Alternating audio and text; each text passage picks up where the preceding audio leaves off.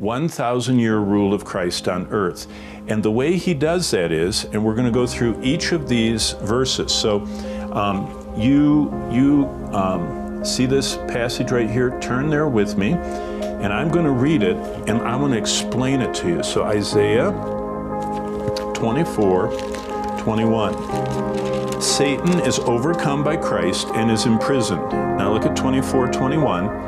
It says, it shall come to pass in that day that the Lord will punish on high the host of the exalted ones, and on the earth the kings of the earth, and they will be gathered together as prisoners gathered in the pit, and they will be shut up in the prison. After many days they will be punished, and on you can read. Now look up for a second. What's going on here? Well, Revelation chapter 20 tells us that at the end of the tribulation, at the second coming of Christ, that Satan is bound and put here into the pit. And so the first thing, look back at your slides, that happens is that there is Satan overcome by Christ, part of the second coming. He's in prison, and look at what happens. Jesus begins to rule over all the earth. Isaiah 2:4 says he judges between the nations, he rebukes the people, and they beat their swords into plowshares. In fact, he transforms the whole earth. Then, number 3, we go to Isaiah 35. So turn to Isaiah 35, and we'll read this. And you can look up from your slides. I'll turn there with you, starting in verse 8. Isaiah 35, because this is beautiful. A highway shall be there. Now wait a minute. Look what I told you. Isaiah is going between talking about, just before this, he's talking about the coming Babylonians, the Babylonians taking the Assyrians, the doom of Edom, all these things are, and all of a sudden, he sends this prophetic preview of what's going to go in the day of the Lord. So let me read you. I love this. A highway shall be there. This is in the millennial kingdom, and a road, and it will be called the highway of holiness. In other words, it's the road to God. Now watch. I'll do it here on this drawing up here.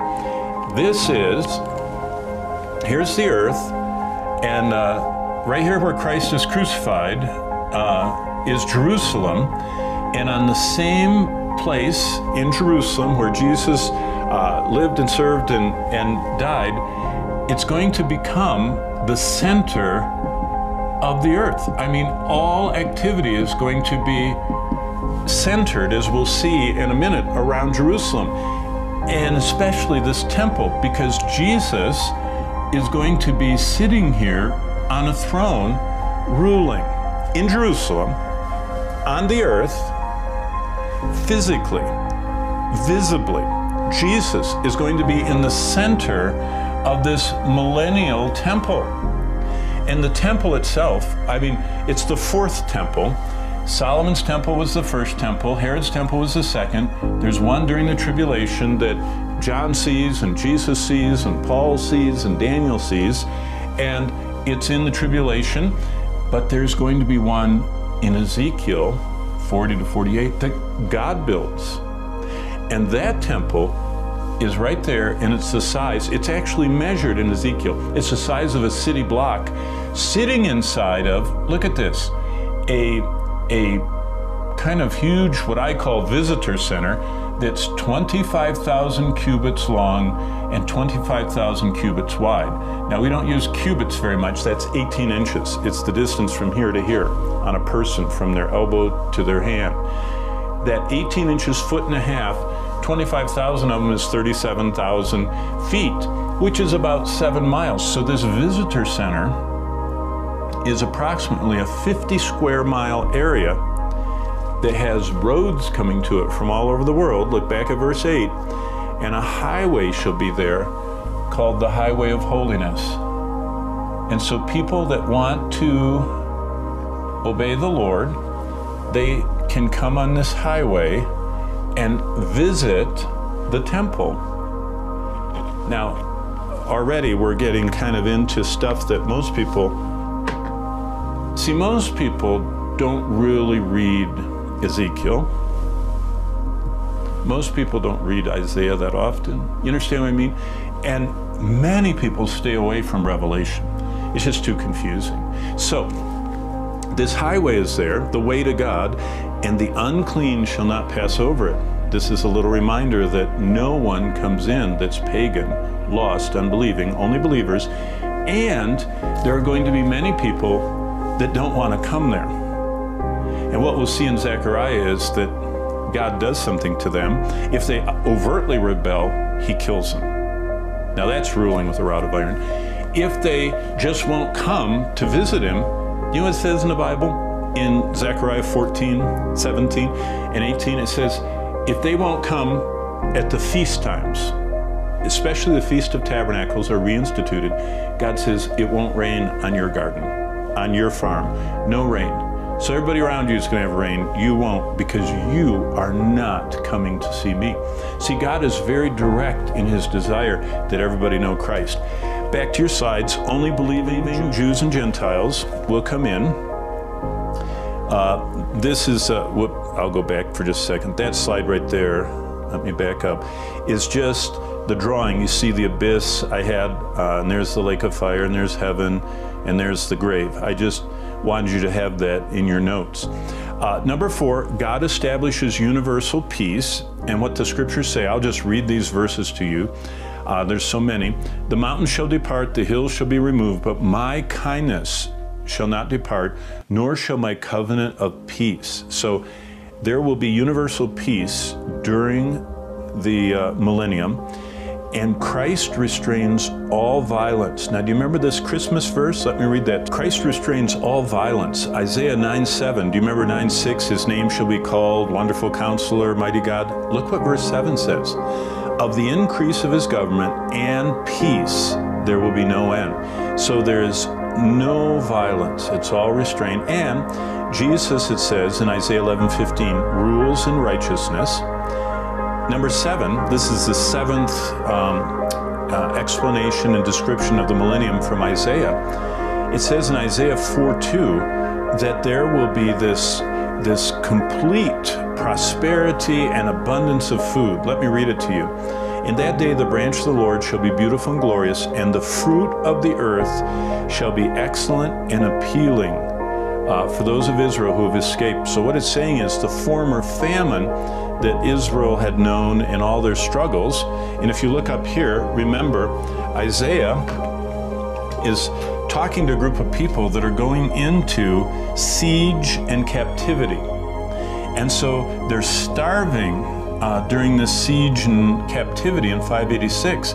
And then he says, but here in the kingdom, chapter 4, verse 2, there'll be this abundance.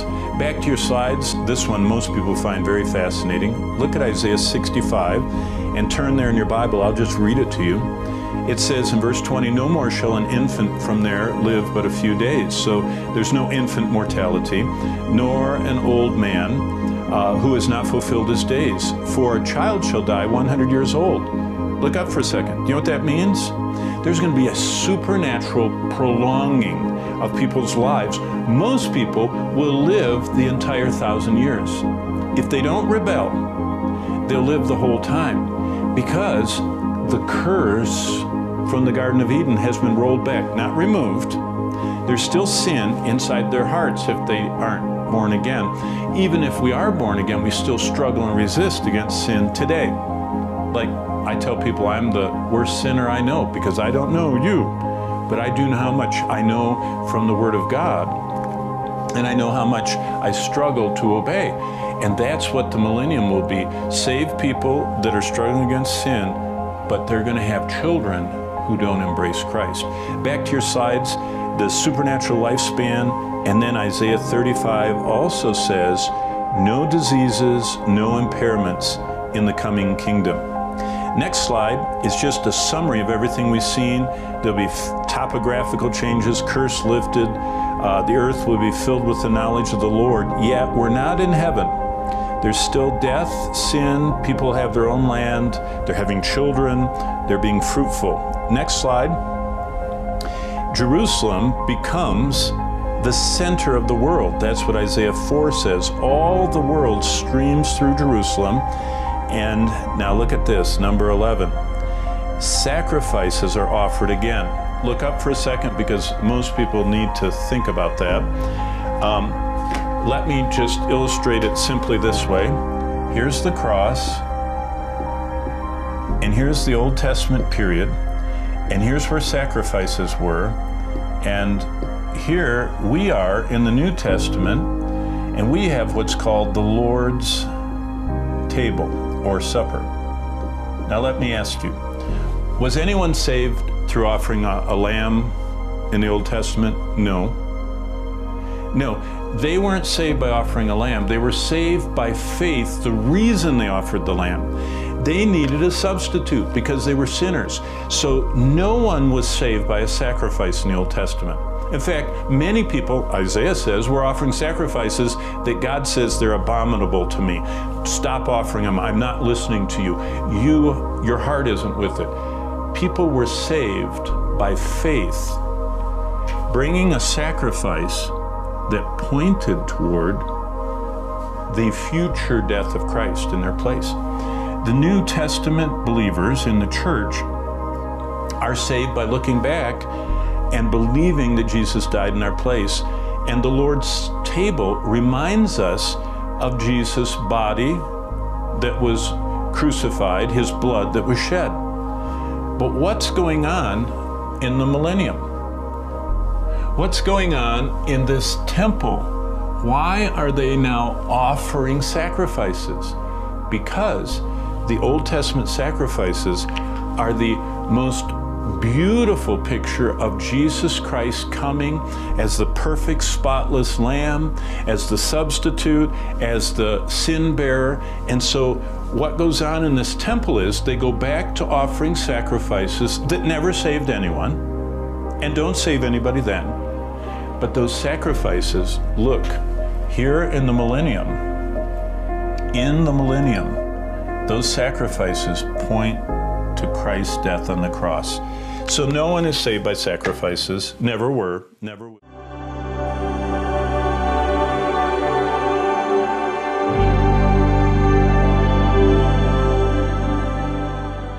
In 1 John 5:19, that all of the world's system is being governed in its malignancy by Satan. He is pervading, influencing, and energizing all the, and magnifying all the sin that we're born with, and he's just inflaming it and going on. All of the world, he is the God of this world. Everything we looked at this morning. So the commander-in-chief gets locked down. That's in chapter 20. Verse 2, and he's in the bottomless pit for that whole time. The abusas, the place of being separated and under incarceration. Now look at verse 7. When the 1,000 years have expired, Satan is released from his prison. And look at verse 8, Revelation 28. This is the difference between new heavens and new earth and the millennium. Everyone can still be deceived. In other words, the people alive under their fig trees and by their vines in this nearly perfect kind of like garden, I mean, it's what everybody wants to go on vacation to, where there's no poisonous anything. It's kind of like Kauai, you know, where they don't have any poisonous snakes and everything. It's just such a special place, you know, and it rains all the time and everything grows big and there's fruit and fish and clean water and it smells nice and everything. They're in this kind of Hawaiian island paradise, but sin is still there, just waiting. And so what happens, Satan is released, verse 7. He deceives the nations which are in the four corners, verse 8 of Revelation 20. And they go out the breadth of the earth, verse 9. So everyone except the people camping with God. You know what it comes down to? what it's always come down to. Few there be that find it. Few there be that Jesus said, the straight and narrow is the way, and few there be that find the way. And it's only when God reaches down to Rahab's, reaches down and knocks Paul's off their horses, reaches down and scares the people of Nineveh to death so they repent. It's only when God directly intervenes that people come to him. The miracle is not, the miracle is not that we're saved. The miracle is that anyone is saved. We're all desperately wicked. It's only when God initiates. Anything God does not hold gets worse. He didn't hold Satan, he got worse. Fell away. Started this whole mess. We have to be kept by the power of God through faith unto salvation. So God isn't holding, he's just holding back the malignity of sin. But as soon as he lets Satan out, and that's why we need to be praying to be delivered. God holds back sin, suppresses it, until Satan is let out, and Satan ramps it up. And he ramps it up so big that verse 9, they went up the breadth of the earth, they surrounded the camp of the saints in the beloved city. And God says, enough is enough. That's it. And fire, verse 9, comes down from God out of heaven. So another difference between the millennium, which is totally on earth, and heaven is, so number two, the first one is sin, Tom. The second one is the merging, the new heavens and new earth of heaven and earth, the merging of heaven and earth, which is Revelation 21. So in 20, we see that the characteristic of the millennium is that sin is still present. But in Revelation 21, now keep looking after God burns them all up in the great white throne, and I saw a new heaven and a new earth. So Revelation 21 doesn't explain what 2 Peter 3 says. 2 Peter 3 says that God, just like he flooded the whole earth with water with Noah, God burns up the entire universe with fire. The first time he destroyed the whole earth alone, not the universe, just the earth with water. But 2 Peter 3 says that God dissolves everything, heavens and earth. He dissolves and reconstitutes. Now, not heaven, his throne, and all the angels in the crystal sea, the physical world. The physical world permeated with sin, and the spiritual world fallen and following the devil. All of that, in fact, Romans 8 says that it's not just earth. Romans 8 says that the whole universe groans. The universe, the largest supernova ever seen that they just detected, and the new, did you hear about Einstein's waves of gravity, and all that universe is groaning because sin has permeated it. But what happens is there's a new heavens in Revelation 21 and a new earth, and I, John, verse 2, saw the holy city, New Jerusalem, coming down out of heaven.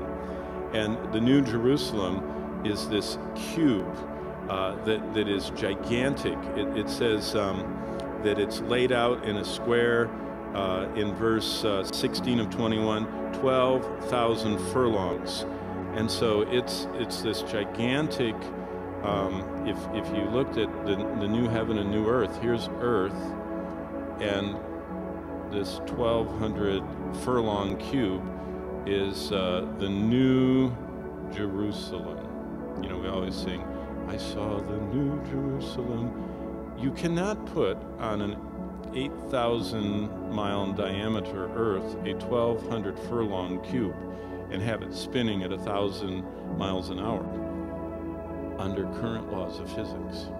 But who invented physics? Newton only discovered elements of it, and Einstein discovered some too.